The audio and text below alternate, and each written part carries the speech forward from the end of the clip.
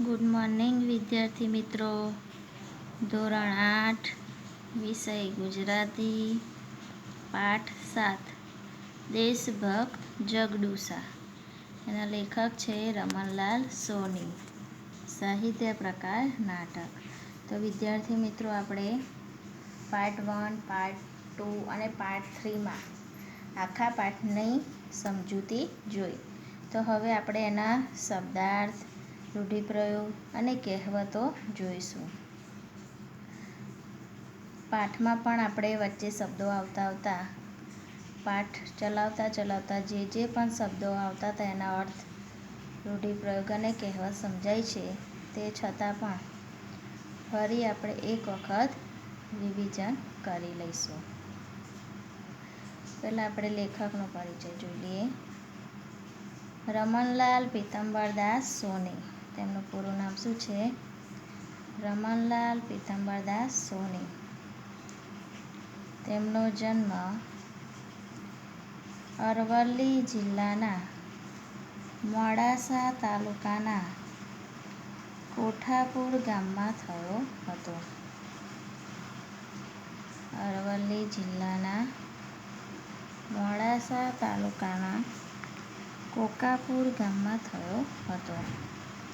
ભાષા બંગાળી ભાષા અને સાહિત્યનો તેમને ગાઢ પરિચય હતો. અનુવાદ તો રવીન્દ્રનાથ ઠાકરના પુસ્તકોનો તેમણે ગુજરાતીમાં અનુવાદ કર્યો છે. સર્જક બાળકાવ્યો, બાળવાર્તાઓ અને બાળનાટકો સર્જક તરીકે જાણીતા છે.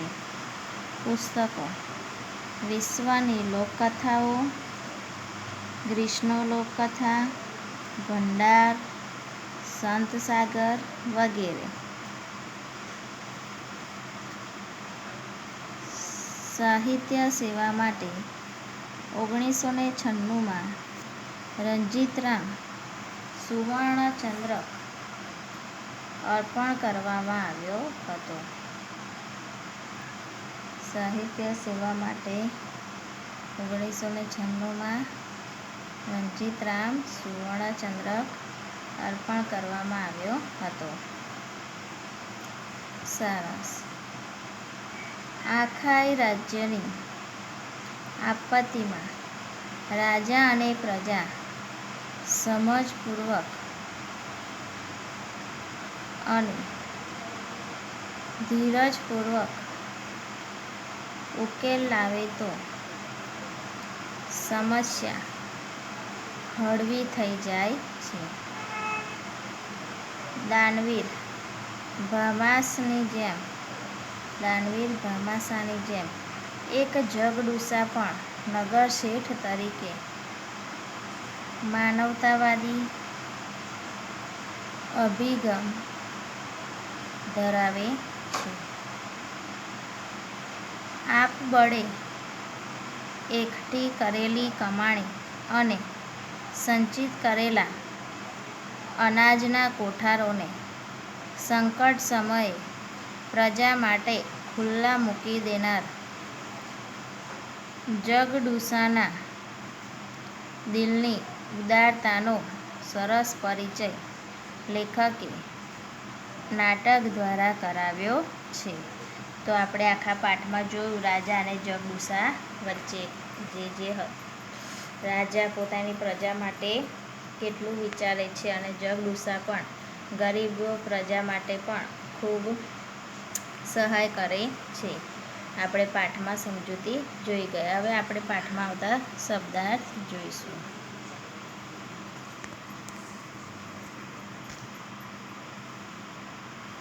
ઉદાસ, ખિન્ન, ગમગીન.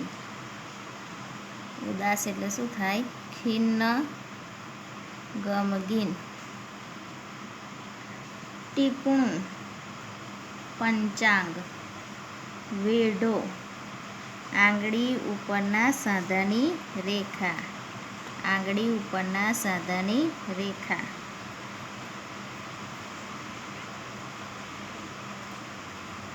કાળવાણી, કાળવાણી. ભયંકર આફત સૂચવનારી, ભવિષ્યવાણી. રાકડી, ગરીબડી. રૈયત, પ્રજા. રૈયત એટલે શું થાય? પ્રજા. દરવાન તો શું થાય? ચોકીદાર. દરવાન એટલે ચોકીદાર. શાહ સોદાગર, મોટો પ્રતિષ્ઠિત વેપારી. મોટો પ્રતિષ્ઠિત વેપારી.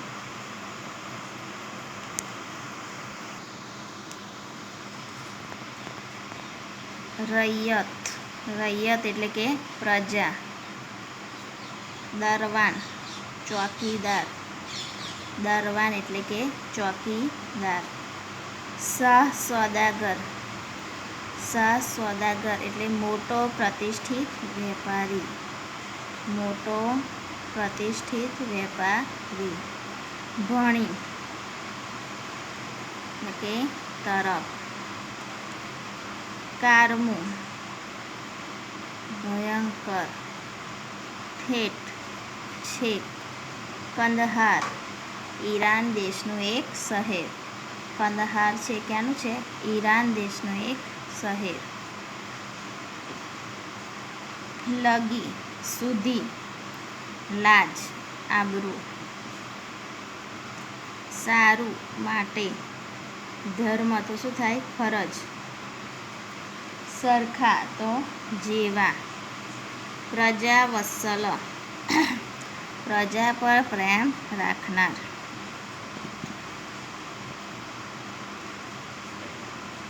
કોઠાર, અનાજ ભરવાનો ઓરડો. અનાજ ભરવાનો ઓરડો. ઊણું એટલે કે ઓછું. ઓણસાલ એટલે કે આ સાલ. તીડ, તીડ એટલે કે પાકનો નાશ કરનારું. નિવારણ, દૂર કરવાનો ઉપાય, ઈલાજ. વખાર, અનાજ ભરવા માટેનું ગોદામ. સમજફેર, સમજવામાં ફરક પડવો. સમજવામાં ફરક પડવો. હતાશ, નિરાશ.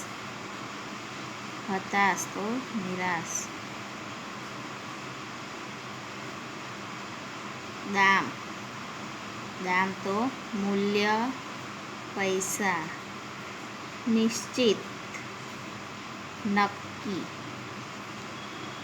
ભીંતપત્ર, દિવાલ પર લગાવેલી કોઈ જાહેરાત. ભીંતપત્ર એટલે કે દિવાલ પર લગાવેલી કોઈ જાહેરાત. નામઠામ, નામ અને સરનામું.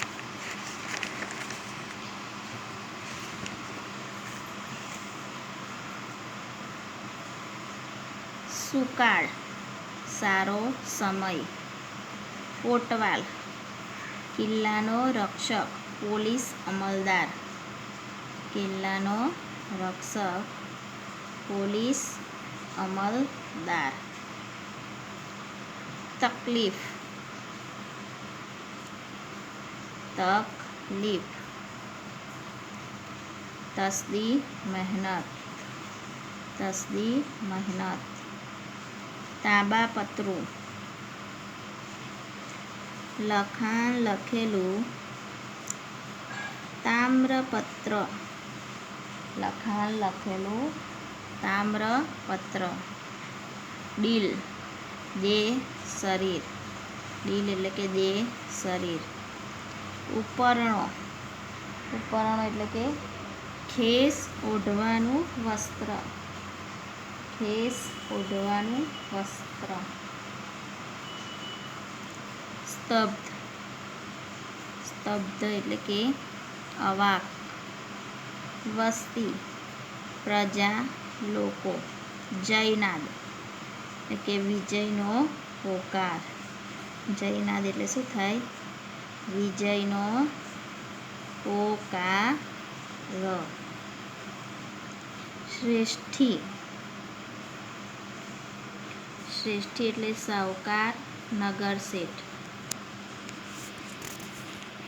વિદ્યાર્થી મિત્રો, આ શું હતું? આખા પાઠમાં આવતા શબ્દોના અર્થ.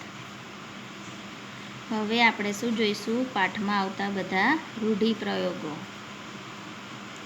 નિરાશાની ઘેરી છાયા ફરી વળવી. નિરાશાની ઘેરી છાયા ફરી વળવી. ચારે બાજુ અત્યંત. ચારે બાજુ અત્યંત નિરાશાનું વાતાવરણ ફેલાઈ જવું.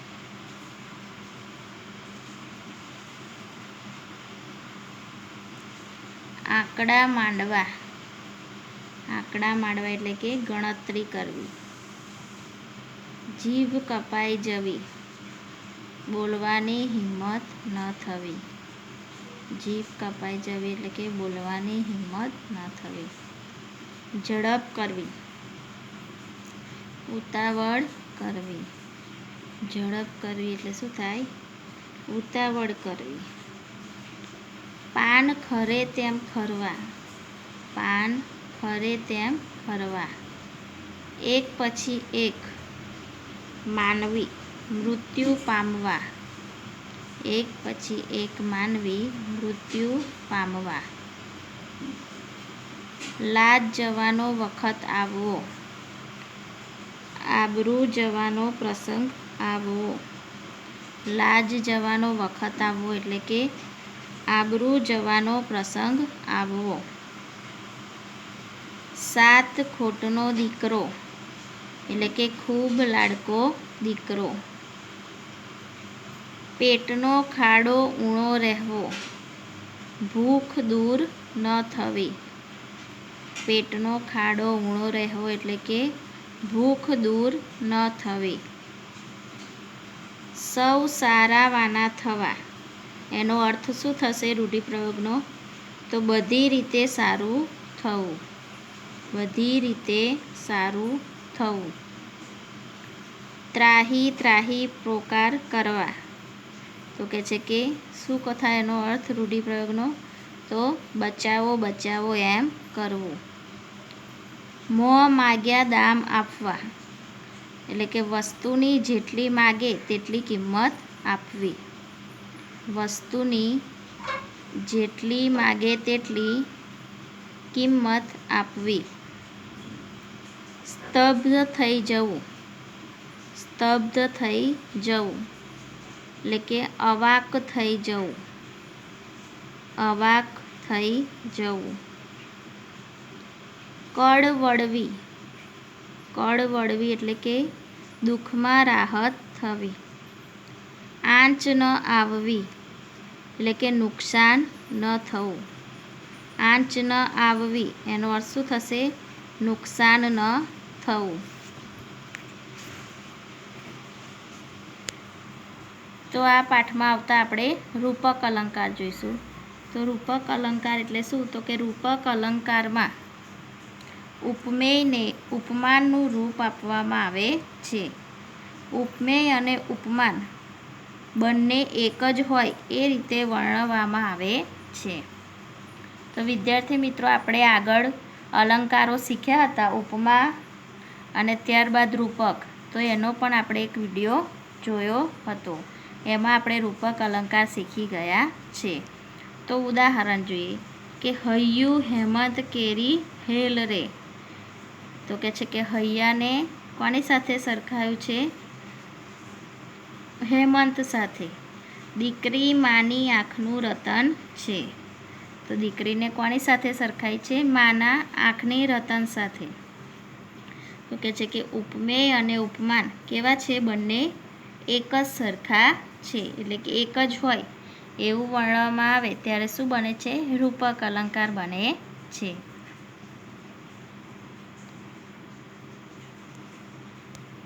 સમાનાર્થી શબ્દ. નિરાશા એટલે કે હતાશા, નિરાશા એટલે કે હતાશા. ટીપણું, ટીપણું એટલે શું થાય? પંચાંગ. રૈયત, રૈયત એટલે પ્રજા. પાંદડું, પાંદડું એટલે પર્ણ અથવા પાન, પર્ણ અથવા પાન. લાજ તો શરમ.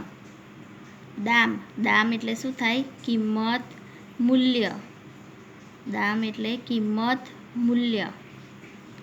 આજ્ઞા, આદેશ, હુકમ. આજ્ઞા એટલે આદેશ, હુકમ.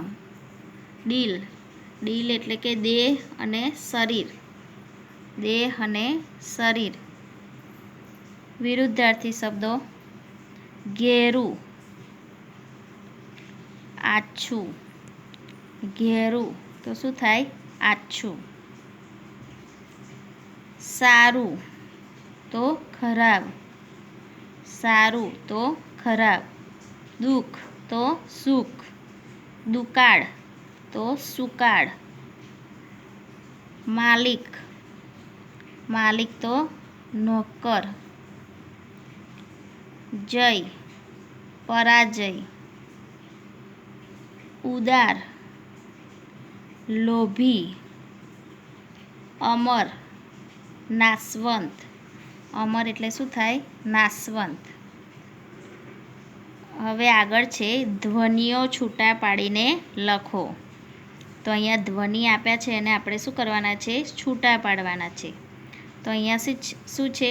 ઉપરણું, ઉપરણું એટલે શું બોલાશે? ઉ વત્તા પ, પની પાછળ શું બોલાય છે? અ, એટલે શું આવશે? અ. રની પાછળ પણ શું બોલાય છે? અ બોલાય છે, એટલે શું આવશે? અ. અણની પાછળ શું બોલાય છે? ઉ, ઉપરણું એટલે કે ઉ. તો શું બનશે? આનો ધ્વનિ કેવો છૂટો પડશે? ઉ વત્તા પ વત્તા અ વત્તા ર વત્તા અ વત્તા અણ વત્તા ઉ. એ રીતના છે દુકાળ. તો પહેલાં દુ એટલે શું બોલાય છે? ઉ. પછી કાળ એટલે શું બોલાય છે? આ. દુકા. અડ, અડની પાછળ શું બોલાય છે? અ. તો દુકાળ. ત્રાહી. તો અહીંયા ત્ર છે એની સંધિ શું છૂટી પડશે? ત અને ર. ત્રા એટલે ત અને ર બોલાય છે અને પાછળ શું બોલાય છે? આ. એટલે ત્રાહી. ત વત્તા ર વત્તા આ વત્તા હ વત્તા ઈ એટલે કે ત્રાહી. પછી રૈયત, રૈયત એટલે કે ઐ બોલાય છે, અને બે માત્ર ઐ. ર વત્તા ઐ, ઐની પાછળ શું બોલાય છે? ય બોલાય છે. વત્તા ત, ર વત્તા ઐ વત્તા ય વત્તા અ વત્તા ત વત્તા અ એટલે કે રૈયત. હવે જોડણી. પ્રવેશ દ્વાર, નિવારણ, પ્રજાવત્સલ, પંડિતશાહી, ભાઈ ભાંડું. હવે નીચે શબ્દોના કોષને શબ્દક્રમમાં ગોઠવવાના છે, એટલે કે કક્કાવારી પ્રમાણે ગોઠવવાના છે. પહેલું છે જગડુસા, બીજું છે તાંબાપત્રું, ત્રીજું છે શ્રેષ્ઠી, ચોથું છે ઉપરણું અને પાંચમું છે કાશી. તો સૌથી પહેલાં આપણે શું જોવાનું? સ્વર જોવાના. તો આમાં શું છે? પહેલું ઉપરણું, પહેલાં ઉ આવશે એટલે સૌથી પહેલાં શું આવશે? ઉપરણું. ત્યારબાદ કોઈ પણ સ્વર નથી. પછી હવે કક્કા પ્રમાણે ગોઠવવાના. તો પહેલું શું આવશે? કનો શબ્દ હોય તો બીજા નંબરે શું આવશે? કાશી. પછી જગડુસા, પછી તાંબાપત્રું અને છેલ્લું શ્રેષ્ઠી.